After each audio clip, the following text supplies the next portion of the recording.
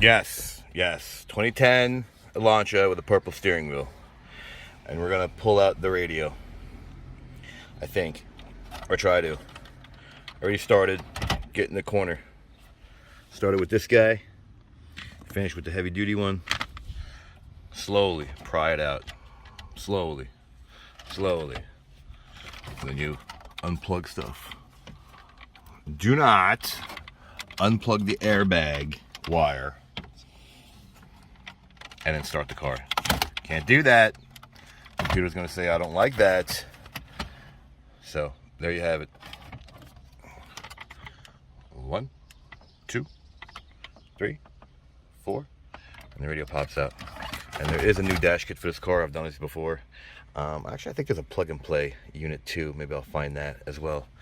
You know what? Let me show you how to take this whole thing apart. Let's do that. Here, pause. Let me get this with one hand. Can't do it with one hand. So, these two, this just plugs right out, pulls right out.